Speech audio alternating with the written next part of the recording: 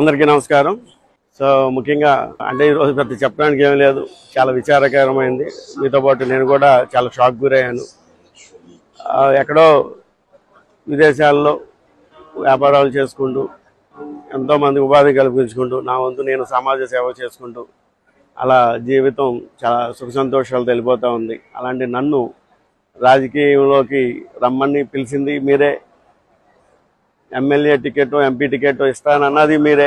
నేనేమీ ఆశించలేదు. మీరు ఇస్తానన్నప్పుడు నేను కొంత ఆశ్చర్యానికి గురయ్యాను.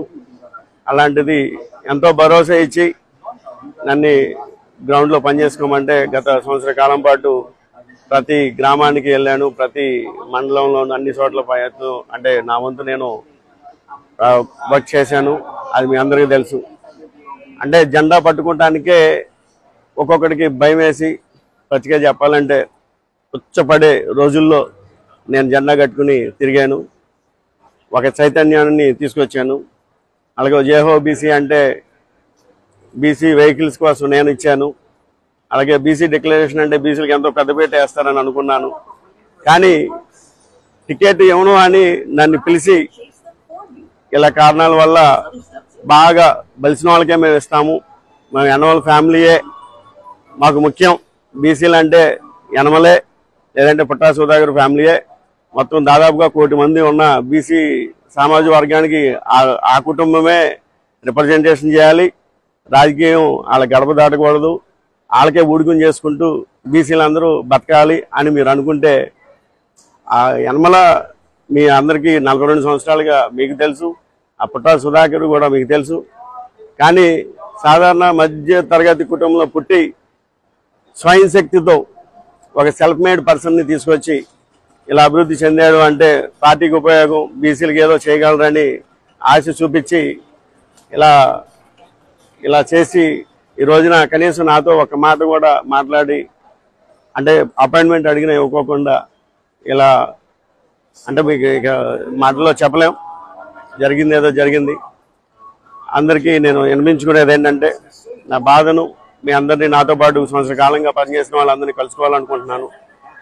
ఆదివారం అనగా ఎల్లుండ కామరకోటలో నాకున్న ఆ స్థలంలో ఆత్మీయ సమావేశం ఏర్పాటు చేస్తున్నాను. 5 గంటల నుంచి 6 గంటల వరకు మనం చర్చా వేదికలో మాట్లాడుకుందాం. 6-6:30 నుంచి పాత్రికా మిత్రులతో మాట్లాడదాం. ఆ తర్వాత టీఓ స్నాక్స్ లేదంటే భోజనం చేసి మనం ఒకరి బాధను ఒకరు పంచుకుందాం. దగాపడ్డ బీసీ సోదరులారా రండి, తరలి రండి. మీ సంఘీభావాన్ని నాకు ఫోన్ చేసి చెప్పినంత మాత్రాన ఏం కాదు. మీ గలాన్ని వినిపించాలంటే, గొంతెత్తి రావాలంటే రండి, రోడ్లు ఎక్కండి, సోషల్ మీడియాలో పోస్ట్ చేయండి. అధిష్టానం మరి ఏ విధంగా ప్రలోభానికి గురి చేశారో నాకైతే తెలియదు.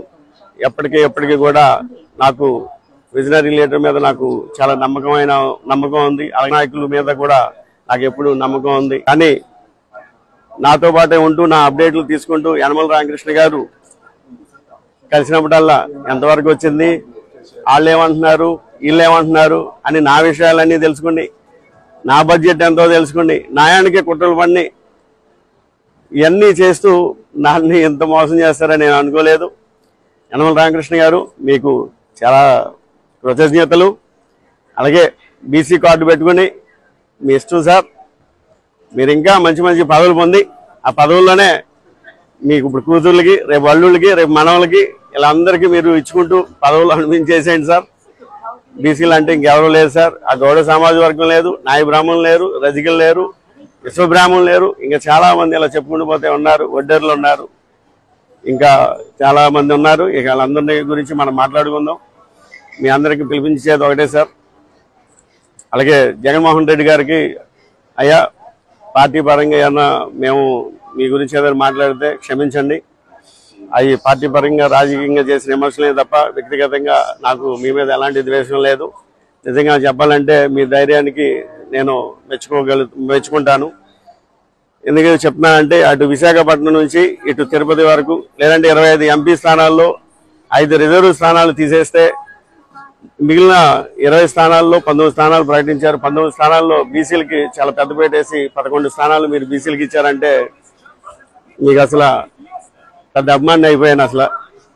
అలాగే మన తెలుగుదేశం ప్రభుత్వం చూస్తే అటు వైజాగ్ నుంచి అటు నెల్లూరు వరకు తీసుకుంటే ఏదర్ న్యూస్ ఆధారికి ఓసీలకు ఇచ్చుకుంటా తూతూ మంత్రంగా ఏలూరు నాకు ఇస్తానన్నారు. ఇప్పుడు తీసుకెళ్ళి ఎక్కడో కడపలో ఉన్న యాదవ్ని తీసుకొచ్చి ఇక్కడ ఉభయ గోదావరి జిల్లాలో రుద్దడానికి ప్రయత్నాలు జరుగుతున్నాయి.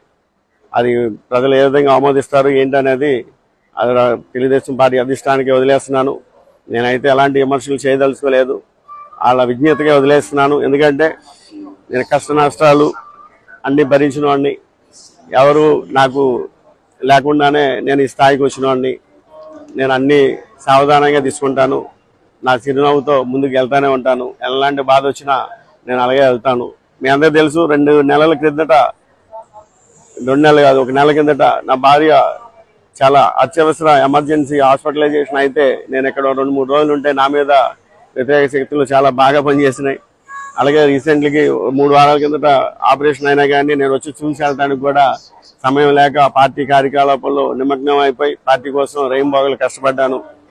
నా బాధ అంతా కూడా అదే. నేను పడిన సంవత్సర కాలానికి గుర్తింపు లేదు కదా అంటే నా భార్యని ఇలా హాస్పిటలైజేషన్ అయినా చూడటానికి వచ్చే సమయం లేకుండా కూడా పార్టీ కోసం కష్టపడితే కనీసం నన్ను పిలిచి మాట్లాడలేదే, కనీసం ఫోన్లో కూడా మాట్లాడేంత సమయం లేకుండా ఈ విధంగా చేశారనేదే చిన్న బాధ. ఎనివే మిత్రులారా, మీరందరూ రండి.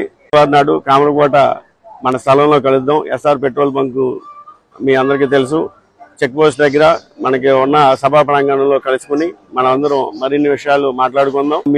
మీ అందరికీ ఒకటే చెప్తున్నాను, ఈ మీటింగ్ ఏదో పార్టీలని తిట్టేసో లేదంటే ఆన్లైన్లని తిట్టేసో సభ అయితే నేను పెట్టడం లేదు.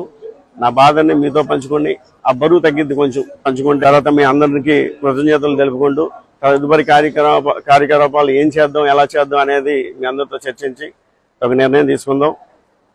అందరికీ నమస్కారం. సో ముఖ్యంగా అంటే ఈరోజు పెద్ద చెప్పడానికి ఏమీ లేదు, చాలా విచారకరమైంది. మీతో పాటు నేను కూడా చాలా షాక్ గురయ్యాను.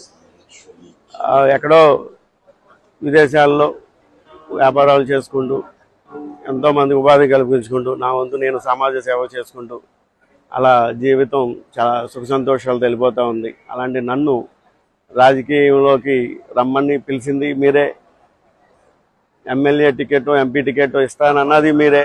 నేనేమీ ఆశించలేదు. మీరు ఇస్తానన్నప్పుడు నేను కొంత ఆశ్చర్యానికి గురయ్యాను. అలాంటిది ఎంతో భరోసా ఇచ్చి నన్ను గ్రౌండ్లో పనిచేసుకోమంటే గత సంవత్సర కాలం పాటు ప్రతి గ్రామానికి వెళ్ళాను, ప్రతి మండలంలో అన్ని చోట్ల అంటే నా వంతు నేను వర్క్ చేశాను. అది మీ అందరికీ తెలుసు. అంటే జెండా పట్టుకోవటానికే ఒక్కొక్కడికి భయం వేసి పచ్చిగా చెప్పాలంటే ఉచ్చపడే రోజుల్లో నేను జెండా కట్టుకుని తిరిగాను. ఒక చైతన్యాన్ని తీసుకొచ్చాను. అలాగే జేహో బీసీ అంటే బీసీ వెహికల్స్ కోసం నేను ఇచ్చాను. అలాగే బీసీ డిక్లరేషన్ అంటే బీసీలకు ఎంతో పెద్దపీట వేస్తారని అనుకున్నాను. కానీ టికెట్ ఇవ్వను అని నన్ను పిలిచి ఇలా కారణాల వల్ల బాగా బలిసిన వాళ్ళకే మేము ఇస్తాము, మేము యనమల ఫ్యామిలీయే మాకు ముఖ్యం, బీసీలు అంటే యనమలే లేదంటే పుట్టా సుధాకర్ ఫ్యామిలీయే, మొత్తం దాదాపుగా 1 కోటి మంది ఉన్న బీసీ సామాజిక వర్గానికి ఆ కుటుంబమే రిప్రజెంటేషన్ చేయాలి. రాజకీయం వాళ్ళ గడప దాటకూడదు, వాళ్ళకే ఊడికం చేసుకుంటూ బీసీలందరూ బతకాలి అని మీరు అనుకుంటే ఆ యనమల మీ అందరికీ 42 సంవత్సరాలుగా మీకు తెలుసు, ఆ పుట్టా సుధాకర్ కూడా మీకు తెలుసు. కానీ సాధారణ మధ్య తరగతి కుటుంబంలో పుట్టి స్వయం శక్తితో ఒక సెల్ఫ్ మేడ్ పర్సన్ని తీసుకొచ్చి ఇలా అభివృద్ధి చెందాడు అంటే పార్టీకి ఉపయోగం, బీసీలకు ఏదో చేయగలరని ఆశ చూపించి ఇలా చేసి ఈ రోజున కనీసం నాతో ఒక మాట కూడా మాట్లాడి